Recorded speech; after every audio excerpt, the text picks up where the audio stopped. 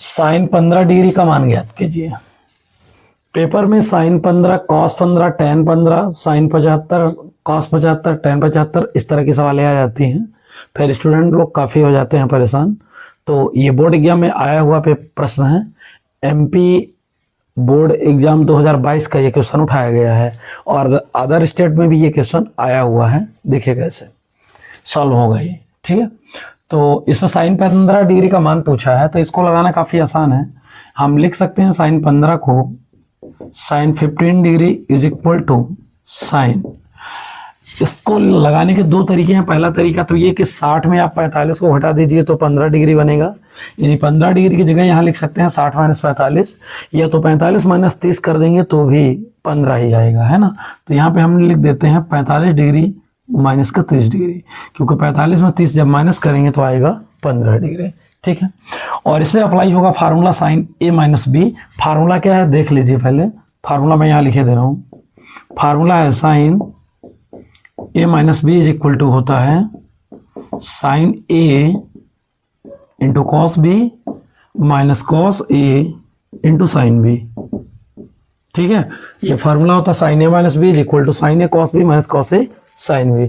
यहाँ ए की जगह देख सकते हैं 45 है और बी की जगह काम कर रहा है 30, तो साइन 15 का जो मान आएगा अगला स्टेप में क्या होगा, साइन 15 डिग्री बराबर इसी फार्मूले में पुट करते हैं। साइन ए की जगह क्या रखेंगे 45 रखेंगे इंटू कॉस बी की जगह 30 रखेंगे माइनस कॉस ए की जगह 45 रखेंगे इंटू बी की जगह रख देंगे 30, साइन आ जाएगा साइन 30, ठीक है। इसके बाद देखिए साइन 45 का मान कितना होता है, इसके लिए आपको त्रिकोणमिति सारणी का मान, त्रिकोणमिति जो सारणी है वहां से आपको मान आने चाहिए, है ना।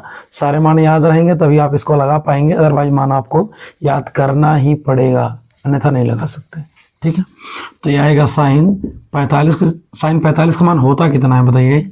साइन 45 का मान होता है 1/√2 इंटू कॉस 30 का मान होता है, जो कॉस 30 का मान होगा वो साइन 60 का मान होगा, ठीक है।